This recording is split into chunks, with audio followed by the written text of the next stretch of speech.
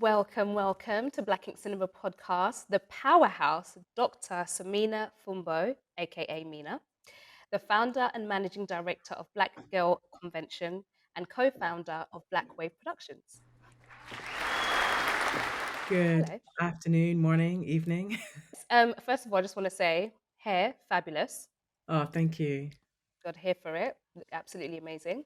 Honestly, very privileged to have you. I fully enjoyed your documentary. And of course, Black Ink Cinema is all about celebrating Black cinema. So I was excited to have the chance to speak with an executive coach, experienced mentor, and diversity and inclusion consultant delivering to clients across the USA, Europe, and Asia. We're here to discuss your documentary, Some Girls Hate Dresses. As you are the maker, please tell us a little bit about the film.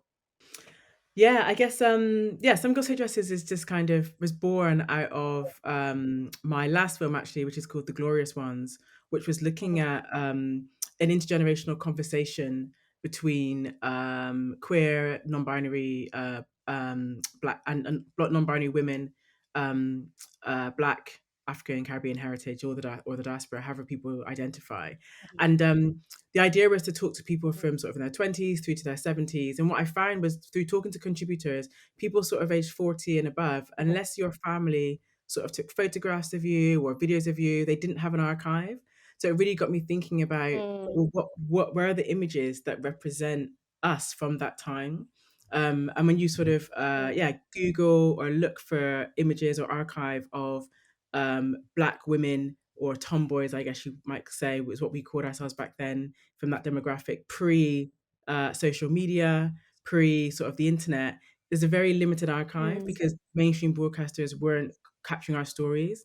So mhm, and the other thing was in the last documentary, there's this really interesting conversation that emerged around people hating wearing dresses, to the point where at one point I was mhm. like, should we change the name of this film? And at the time I was like, no, let me stay true to what The Glorious Ones was about. And I just left Some Girls Hate Yeah. Dresses kind of hanging there. Mm, And then spring forward a year later, a fund came up and I applied for it with this idea of capturing the stories of these mhm, women that were born or lived through a pre-social media, mhm, pre-internet generation, and let's mhm, capture this idea around what was it like at that time. Obviously, I'm part of that story.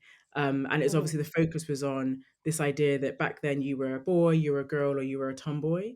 That was kind of the language the people used to describe. And if you liked playing football or climbing trees as opposed to Mhm, playing with dolls and fancy dress, then you weren't a girl, you were a tomboy.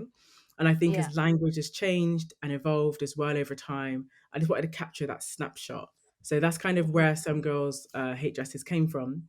And then yeah. the summary, it's essentially it's a story of the tomboys from the Black British experience. I grew up Mm, at a time when the images that we did get were very American, African American content. It wasn't a Black mhm. British experience as such. So I wanted to also capture that. So I've said a lot, but that's kind of where the story came from. No, not at all. We appreciate it because it's often that we, on this podcast as well, we talk about, especially us from Britain, taking influence from American Black culture and not really having that much of our own. So I think it's really brilliant that you're able to tell this experience from that point of view.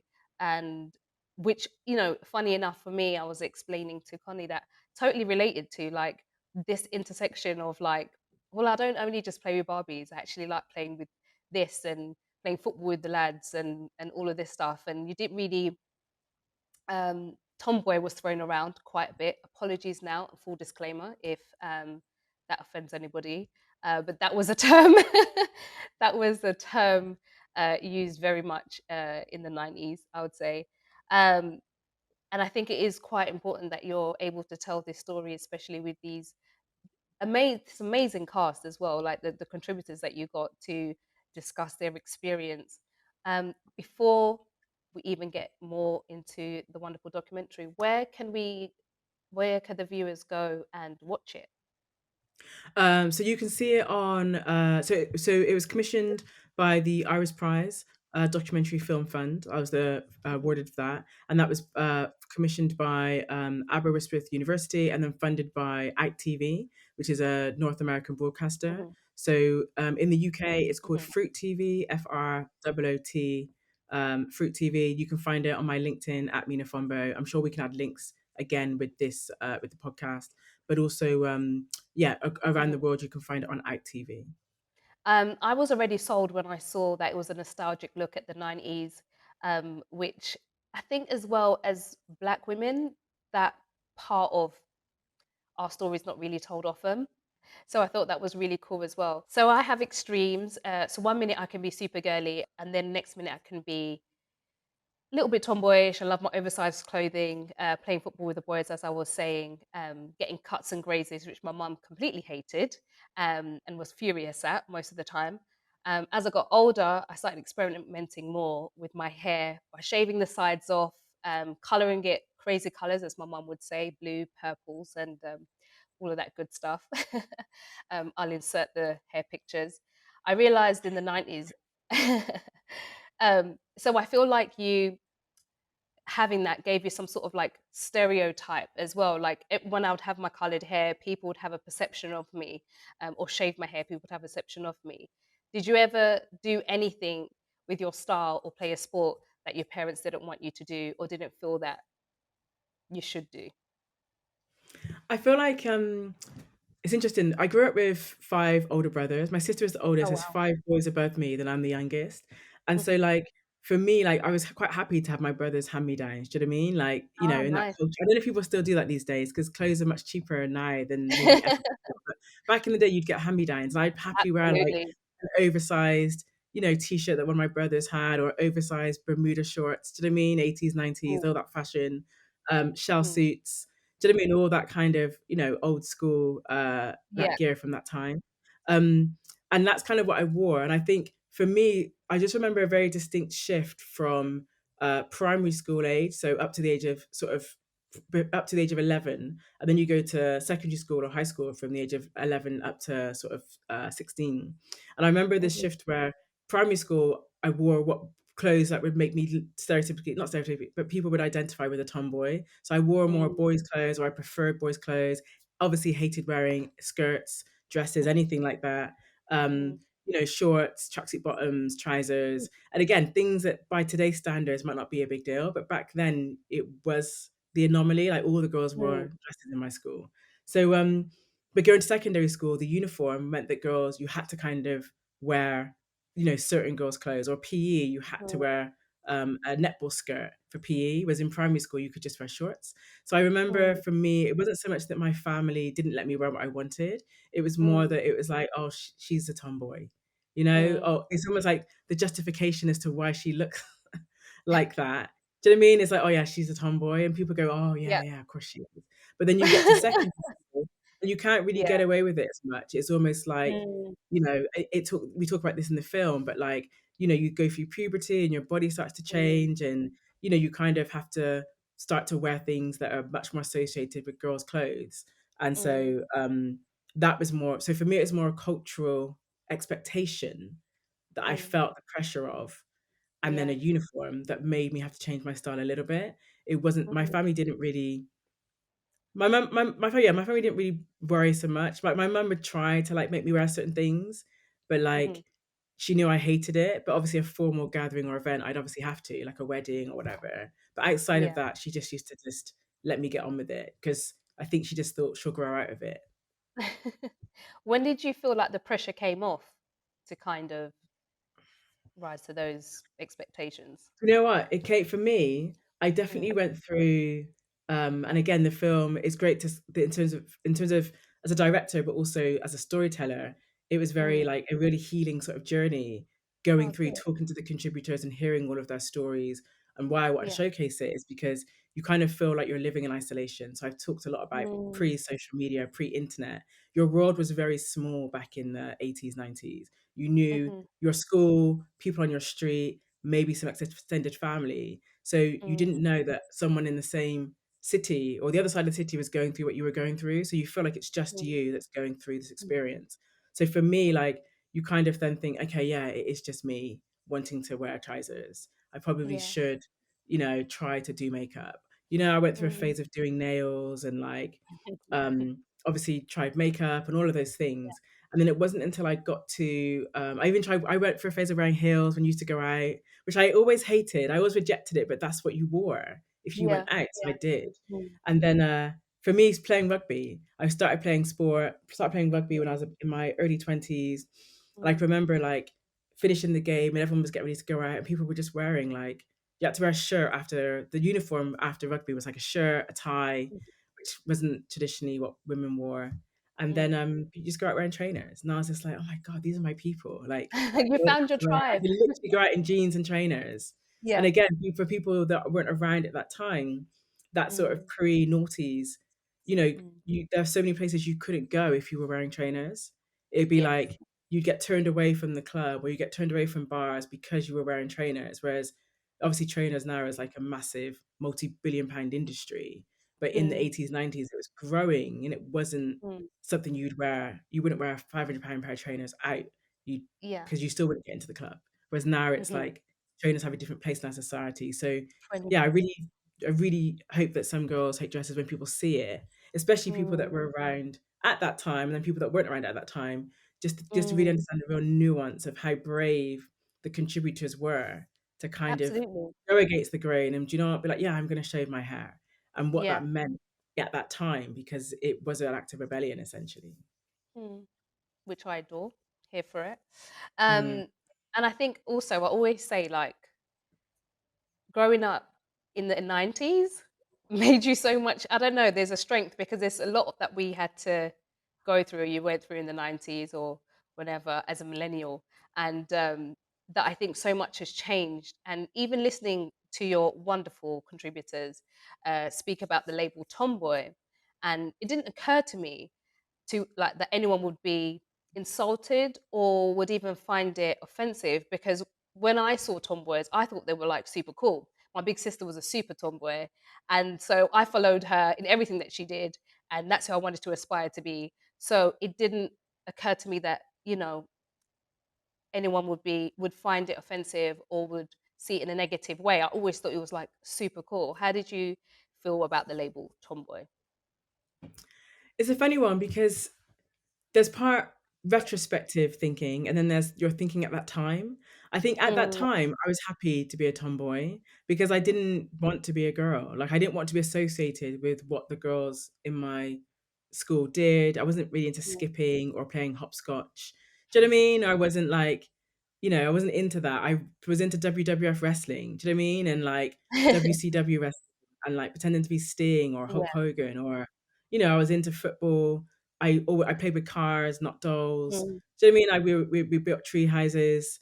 Like mm, I was that type of girl. I wasn't into, brushing hair in the playground mm, and or whatever. So I think for me, the label, I didn't see it as a negative label. It was just accepted.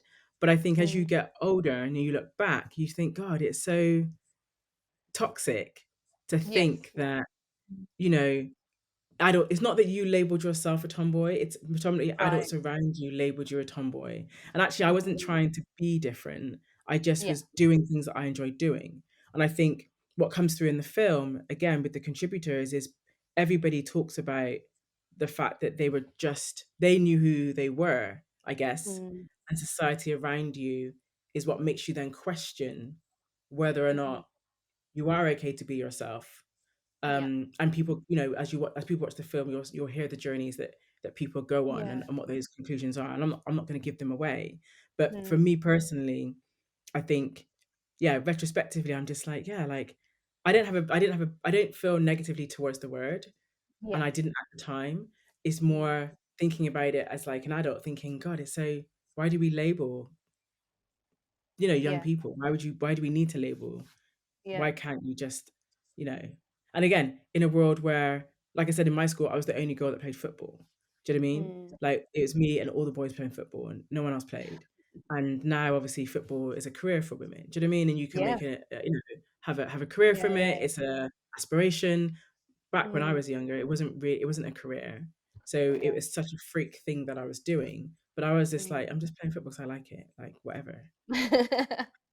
And that's what I love as well is that as kids you're just being yourselves, and it's because we don't adults have an ideology, and if you don't fit within the ideology, then they just find a label and label you. And then as kids, you kind of just grow with that and think it's normal until you grow up and you're like, actually, maybe I don't want to be labeled that, or I'm uncomfortable with X. So I quite like Yeah. how your contributors were able to, express that and articulate that as well.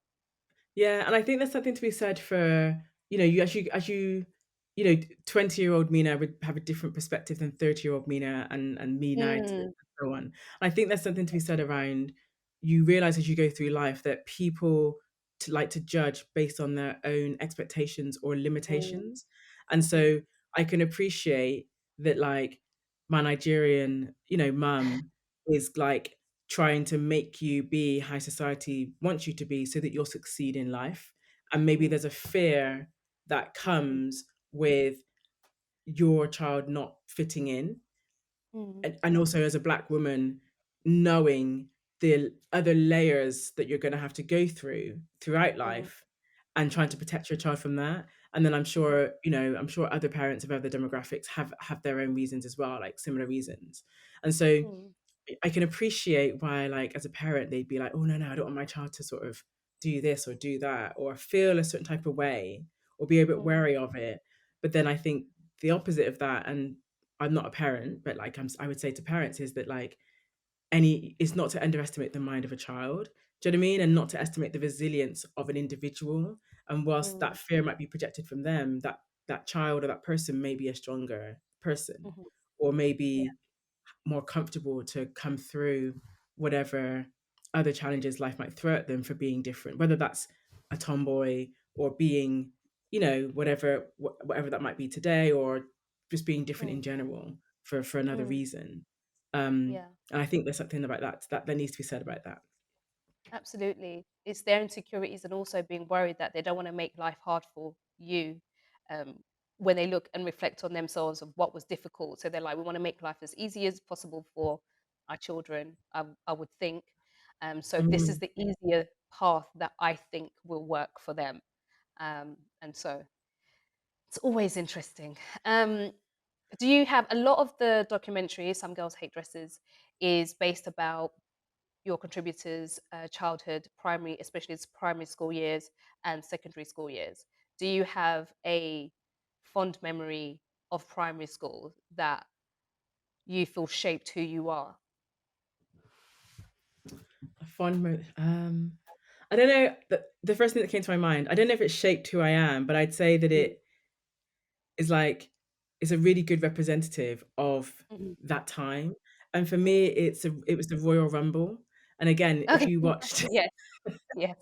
you watched WWF wrestling back in the day, like and anyone that doesn't watch wrestling, obviously, like you have all these different wrestlers. And first of all, you have this big argument with your parents continually whether Mm, wrestling's fake or not, and you believe that it's real because it is real. And so mm. that's the thing. 100%. We used to reenact these Royal Rumbles at school, and like you'd be sort of stood on the side, and you get announced, and you'd come in, and just basically you're having a massive fight within one of Yeah, the netball squares, and that was yeah. obviously the gates. And so I was always a bigger person at school, and for me, like yeah, like I'd come in and I'd like dominate the Royal Rumble because That that's brilliant. I was a bigger girl. I was known as the hardest girl in the school. We had that back then, and that was like a Mm. place where I could shine. And it sounds terrible because I'm talking about not real violence, like play violence, because it's a game, Yeah, but like to yeah. be a girl and everything that a girl is meant to, Mhm, symbolize, but to then be the strongest person in the school was kind of mm. like, and what? Do you know what I mean? So it was kind of like I'd come into the Royal Rumble, that I'd have my like tag team, and you'd go and like have a, put somebody in like a headlock or whatever we were doing in Mm. a safe way. But I can't even believe they used to let us play that game at school. Like when There's you a look lot of back now, games that we we're allowed to get away with that there's honestly would a- not happen now. yeah, I don't think you could do Royal Rumbles or sleeper holds. Practice Oh sleeper god. holds when you're 10. But Honestly, I actually remember that. I remember the amount of injuries people would get as well, like be bloody coming back from break, like fully, and everyone would be cool with it. It's fine. but it was character building, and yeah, so I think for me, like, that stands out as a moment because I think I don't know, it kinda just sets you up. It doesn't for me, like I said, you're meant to be, like, the weaker sex or you're the girl, whatever, but Mm, because I had that space, and I think my sort of career has been in a similar vein, which is, do you know what? Whatever, you can't pigeonhole me in whatever I'm expected to Mm, be. I'm probably going to mhm, supersede that and just mm, own what I can bring to any mm, space, and that's okay. absolutely. You have an excellent cast. Your contributors are amazing. How did you go about selecting them for Some Girls Hate Dresses? So it was just a real process. I did a big call out again. Social media is our friend for the most part. We know that there's Mhm. got the bad side of social media, but it was a really great to just connect. Do you know what I mean, across the country? And I originally interviewed sort of 15 people in terms of Wow. creative process, just on Zoom, and just kind of people came forward, obviously put themselves forward from the ad, Mm, and then just started sharing their stories, and so just had really great conversations just to kind of feel um, the I guess the picture of what life was like. And then I guess mm, as a creative process, it was about thinking, okay, whose stories, everyone's stories are amazing, and like everyone's lives are mm. so completely different in different parts of the country, but at the same Yeah. time they're all the same, which is really Mm, interesting. And so it was kind of just trying to, you're almost like, yeah, we're putting together the pieces of a puzzle, and it's like whose story is going to complement who, and what are the different characters, and what are the different journeys that we've gone on. And almost the idea is kind of to try to find, I guess, a really strong narrative through a group of people. So that's kind of mm, how we piece them together. And then I narrowed that 15 down to those five. One of the things that really stood out really strongly for those five was just this, it came through from the others as well, but this five really mm. made it work, was this passion for sport.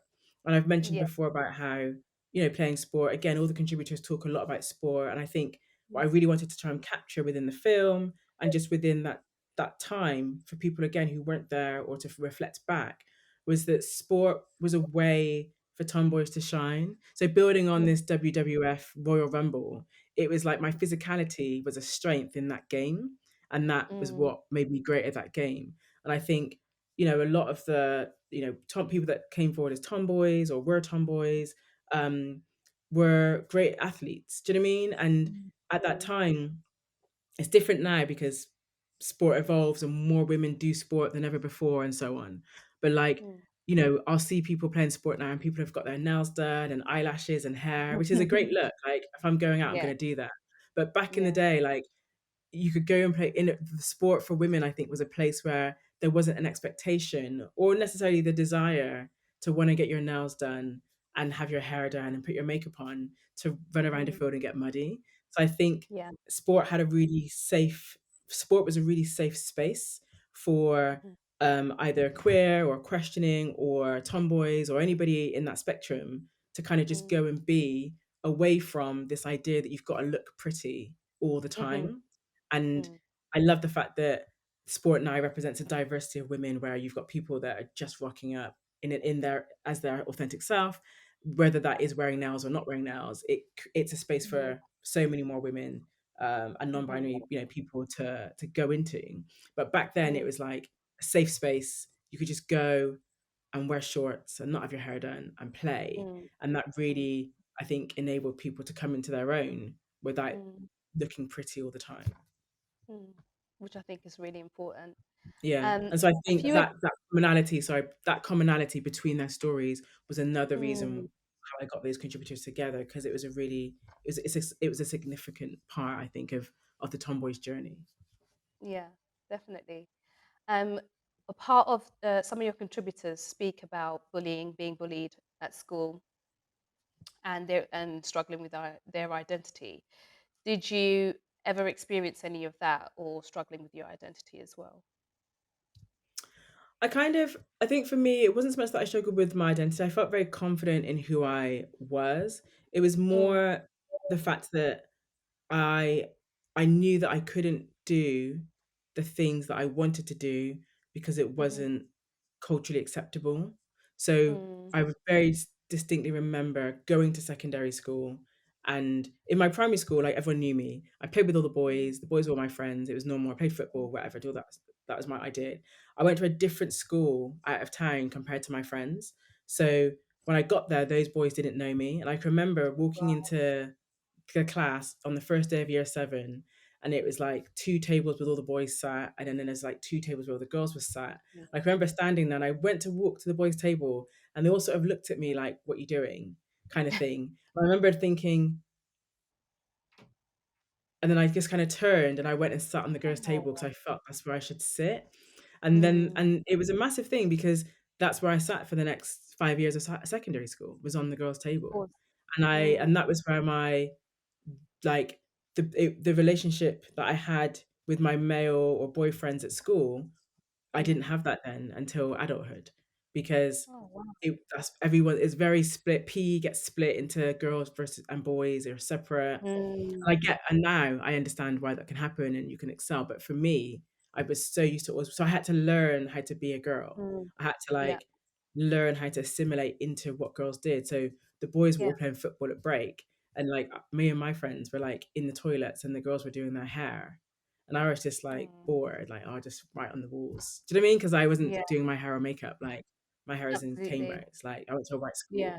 So that was, it wasn't so much, I don't know if that was about, maybe that is about identity, but it was just, I knew what I liked, but I just knew that that Mm, wasn't acceptable.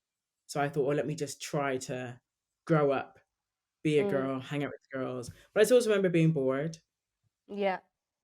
And you just said that you were at an all-white school. Were you the only black person at your school? Was there not There that was like, many? yeah, yeah, I think in my year, I was the only black girl in my year. There's a mixed race boy. And then like in the whole school, throughout the whole 5 years I was there, there's probably maybe six students of color, Yeah. maybe seven. Wasn't very many of us. Because I feel like even that experience will affect your time at secondary school in terms of having people to relate to, and even things like doing your hair in the toilets. Most of my time in secondary school and primary school, my hair were in extensions or cane rows or whatever. So you're not doing your hair in the toilets because it's already done in the morning, Yeah. and things like that. And I think someone from the same background would totally understand that. So we're in and out of the loo, no time to dilly dally, and so I just can only imagine. Even myself, I don't think there was that many, but it was. We still had a few in primary school.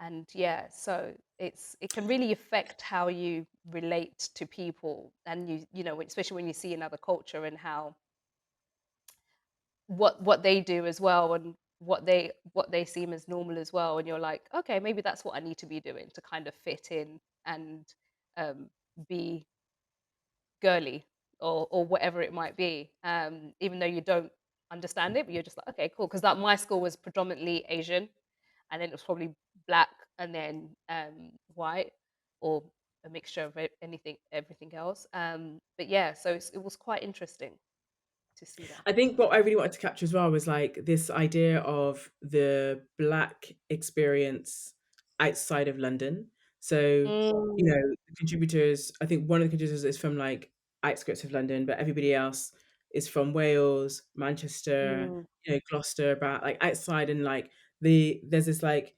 through my work that I do with Black Girl Convention, I run a lot of events, I run a lot of retreats for Black women, non-binary, mm, and so for me it was like, okay, the narratives that we didn't have many narratives in our time, and then the narratives that we do have started to focus on a London centric experience, and yeah. again with the accessibility of being able to create your own content has been amazing. Like, I remember watching from like 2006 7 this explosion of like the black female experience, like on, just be like, this is amazing, like this is great, and like how amazing is it for generations to just have this, because if you lived in an area where you were the only black person in your school, you didn't have access to that, and all Mm, you got was the five TV channels. So there's so mhm, much more sort of, diversity within our own people that absolutely. young people today, for example, can be have access to. So for me, but I wanted to capture the stories of the people that didn't have that. Again, pre-social media, outside London, what is it like to be the black person growing up in Wales? Do you know what I mean? What is it like to be the black person growing up on the outskirts of Manchester in the Mm, 1980s? And mm, again, what's really fascinating is, despite the fact that the contributors are all so far apart in different parts of the country, different heritage in terms of cultural heritage, but a very similar narrative, in terms of an experience. And so I wanted to add that other layer onto it as well, and capture that. And I think Some Girls Hate Dresses does that beautifully. Absolutely. Because like I was saying, mine was just outside London.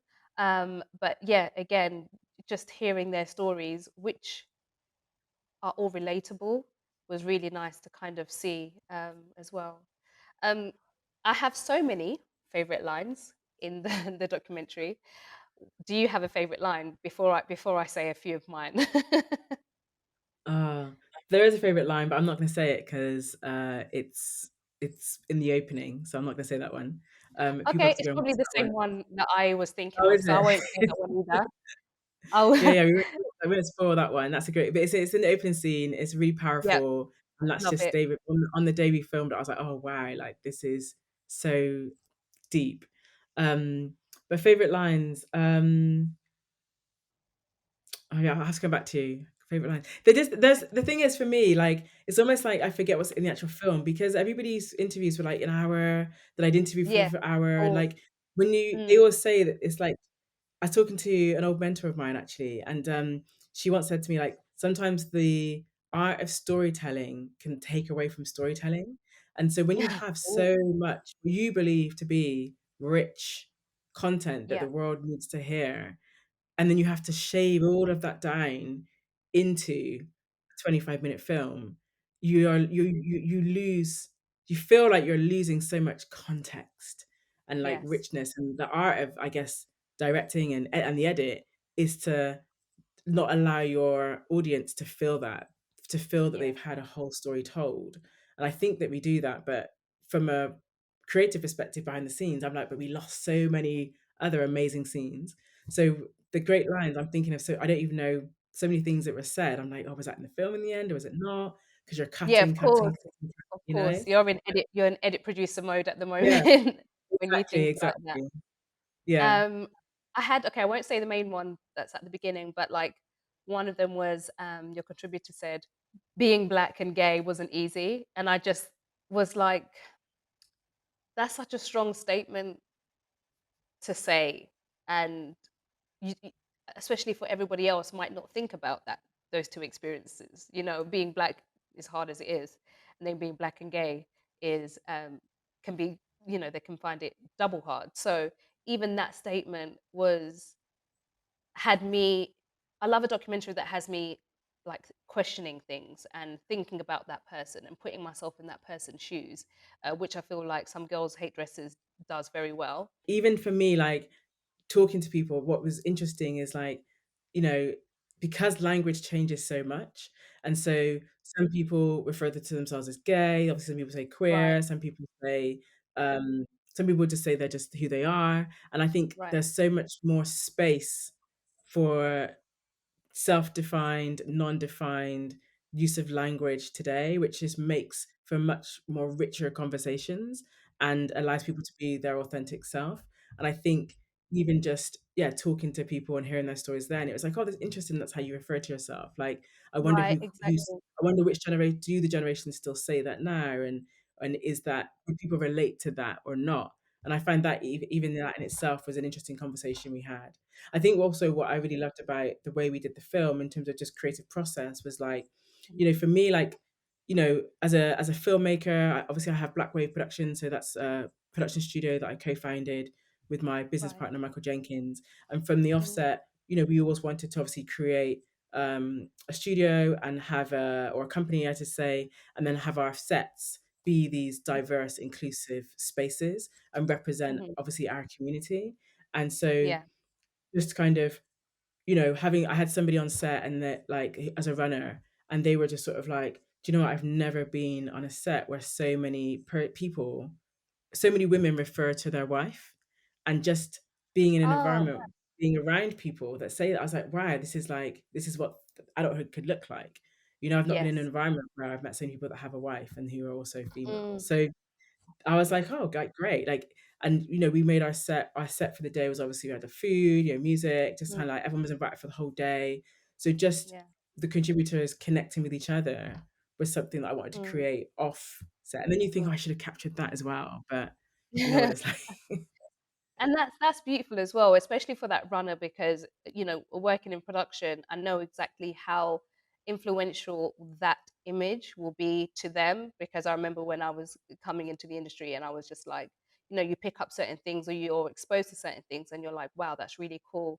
And if I wasn't in the industry, I don't think I would have been exposed to certain things that which kind of open up your mind and understanding. So I think that's really awesome. So, just a few questions about your awesome self. You are a winner of the first Iris Prize Documentary Film Fund. How did you feel about winning that? It was, yeah, it's an achievement, right? It's kind of like I said, I'm quite driven. And so if I'm focused, I was like, "Do you know what? I'm gonna put in for this fund and I'm gonna get it. And I'm gonna make sure that I feel like what's required to win it." And for me, it was about, yeah, I felt like I had a great idea, a great story. And yeah, just demonstrated that I could make it. And so, and yeah, and going through all those phases, it was like an 8-month process. The Hmm. Iris, depending on when you hear this, but it's live again. So there's another Brilliant. round of it happening. There was a round last year as well. But yeah, it was just great Hmm. to be able to get that, I guess, next step. I think as a production company, as Black Wave Productions, we do stuff for obviously broadcast, BBC, Channel 4, BET, and then we also do stuff for British Film Institute and independent Hmm. film as well. I think for me, the beauty of the fund was that, it was a story that I was really passionate about telling. And Mm, we had the creative control over who were the final contributors. yeah. Also, you're a global speaker with a brilliant TED talk. No, you cannot touch my hair. What inspired you to tell this story, even though I don't feel I need an explanation because I too have experienced this, and I think probably most of the Black women in the world have. But tell us why you wanted to make this documentary. Um, I think for some girls like justice, like I said, for me, it's about representation, and my body of work speaks to that. And I think, for me also is recognizing that there are definitely key points in my career where I didn't have a voice, or I didn't have sort of power or influence, or the experience to navigate playing the game or not playing the game, or holding people to account because of all the isms, institutional racism, sexism. Do you know what I mean all of the isms? And so I'd always kind of committed to myself that my goal was to put myself in a position of power and influence to understand the systems around me, and then to share that knowledge, and that kind of represented in my work as a consultant, in the equity space, and also in as a storytelling space, and then also in the space where I run events.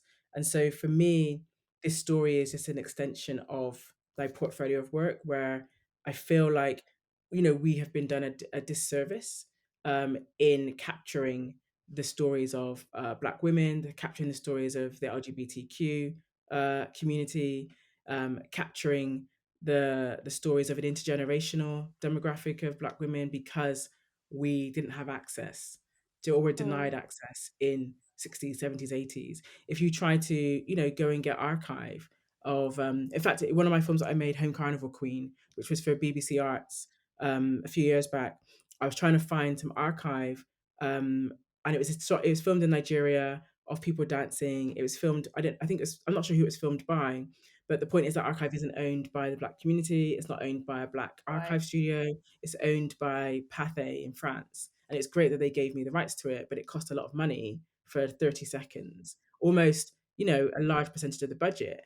And it's like, because we didn't have access to cameras, kit, film, do you know what I mean? Hmm. All of that stuff Absolutely. back then, we don't Mm, own any of our we own our verbal histories, and we obviously have our own archives and photos and other content. But in terms of the broadcast content, those stories were told predominantly through a white gaze, and then we don't own that content either. And so mm, bring that forward to the TV shows that were made, the drama, the docs that were made in the 70s, 80s, 90s. Again, all of that content that we see wasn't made by us.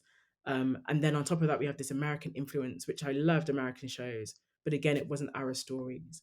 And so I really feel passionately about going back in time and mm, recreating, these stories. And in fact, Some Girls yeah. Hate Justice, we did originally have like an 8-minute drama that was going to weave through Oh, the brilliant. contributor stories, and we kind of Yeah. sort of capture this essence of this narrative that runs through, which you'll see when you watch the film. But Mm. that script was just because of delivery timescales and so on. We just had to, and casting and so on. We had to just Mhm. really think, okay, maybe we just need to chiropract that and make the Yeah. film for what it is currently, and maybe we'll Mm. tell that story further down the line. So that's what I'm driven by is Yeah. filling in the blanks almost. So now to see us in positions where we can tell our own stories from our own experiences, I'm championing it as much as I can because I love it. Love to see it. Just moving on to the quick fire round, just a few quick questions. Do you have a favorite comedian, actor, or Oh, just stand up? oh, favorite comedian, actor, center. Okay. Oh my God, she is Jesus. Tiffany Haddish. Oh, Tiffany, Yeah, yes. yeah, yeah. I've always been a fan of Tiffany from way back when. I love, love, love. Oh my God, Jesus. British writer, comedian, Nigerian, lives in LA. Gina, Yeah, yeah, yeah. is it? Gina, that's it. Yeah, Yeah. Gina Yashere. I remember watching. God, what is wrong with my brain today? Let me say that I'm from so the glad I top. was on it though. I'm so glad.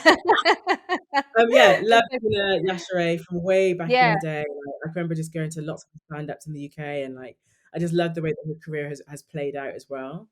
very Um, happy for yeah, her. yeah, Very yeah, happy yeah, for her. definitely. Mm. Yeah, I used to love Lady Jocelyn. Actually, Miss Jocelyn was funny, but Oh there are so my many God. today. Yeah, I'm such she a was big great. fan of Miss Jocelyn. Like she had me crying with tears of Yeah, just laughter because she's just absolutely hilarious. yeah, And I need her to come back and just do more. Really, need her on my yeah, screens definitely. Those are yeah. great names. Yeah, and then just for more like more content, socials content. There's so many again on socials that you're just watching. But I really Yes. love Elaine Hmm. Baby, I think her socials. Elaine Stay in Yeah. My Lane. Yeah, she's hilarious. Like Oh my I'm anytime she drops anything, I'm like, yeah, I'm on that. So yeah. God. Do you have a favorite black director or writer? Obviously, Ava DuVernay is a legend in the game. Obviously. Just love all of her work. I'm gonna go way back in the day and talk about Love and Basketball. Um, when that film dropped, I can't remember Yeah. what's her name? Gina, isn't it Gina Prince Gina? Bythewood. Yes. Something's wrong with me today. Yeah, No, Gina Prince it's Bythewood. alright. Yeah, I just loved Yeah. her, and I love the fact that she then came to direct The Woman King. Do you know what I mean? And like Mm, again, for me, mm, it's an example of I was studying film back in the early noughties, and I remember mm, when Love and Basketball came out, and I was like, who is this woman? Like it was such because it's sport. She's a tomboy. Like, do mhm. you know what I mean? All the links are kind Absolutely. of there. Everything was Yeah. perfect. But Yeah. then obviously the opportunities come few and far between for black female directors. So she's stayed in the Yeah. game. So to then come and be able to make The Woman King, do you know what I mean? With Absolutely. obviously Viola Davis. Do you know what I mean? The Queen. And it was just for me, I was like, yes, like get your take. I hope that they continue to give her flowers because yeah, she's a brilliant storyteller. Yeah, absolutely. I love that answer. And do you have an all-time favorite black-led movie? Do I have an all-time favorite? That's hard. It's difficult because there's lots for different reasons. I've obviously mentioned Love and Basketball because that was to me it's just there's like classics. That's one of my classics. I really love Spike Lee's School Days from back in the day. Again, classic. Um, Waiting to Exhale was a game changer. I'm thinking in my 90s head because these were movies at the time that really impacted me. Do Yes, you know what I mean? Like, and I feel like absolutely. Waiting to Exhale was great because Angela Bassett in that scene where she just burns that from I was a drama student, so that was a monologue. There weren't many monologues Oh, that you could yeah, do yeah. with a black woman actor. Whereas when I saw that, I was like, right, that's gonna be my monologue. Like these were stories that really impacted me. So I'm kind of nostalgic in that sense. Um, I love a musical of any kind. Do you know what I Same, mean? Like I'll take same, that. Um, same yeah, here. yeah, yeah. And then more recently, what's out more recently?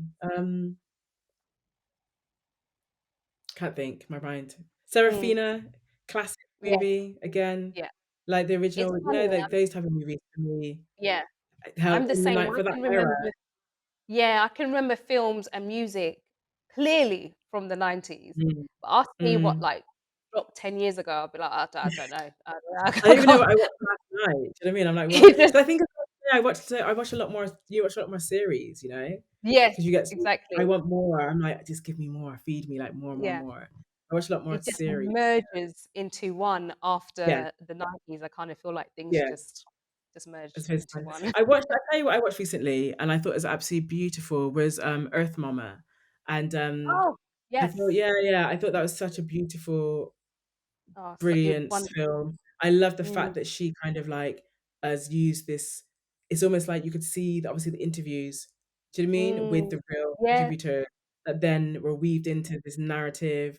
And I really love the idea of, again, I tried to do it a little bit with Some Girls Hate Dresses, but I'm really interested in the genre of this hybrid docudrama feel sort of absolutely. format. Um, and yeah, you could feel those stories through those contributors who were their real story, you know, like with this story. Yes, I thought that was a beautifully told, intimate, challenging, important story. Very, very much so. Mm, Yeah, I really enjoyed it. I enjoyed talking to the director as well. That was very, very cool. And it's just nice to see these different, multifaceted stories of Black women told as well, mm, rather than just this one dimensional. And that's why we have mhm. to keep, giving people like yourself, Mina, their flowers for being able to produce amazing content like this. I just want to say a huge thank you for your time. I know you're a busy, busy person, for sharing your time with us. And again, you guys know where to go and watch the documentary Some Girls Hate Dresses. So just want to appreciate you and thank you again for coming onto the Black Ink Cinema podcast and wish you all the best. Thank you so much. It's been great. Have a good one.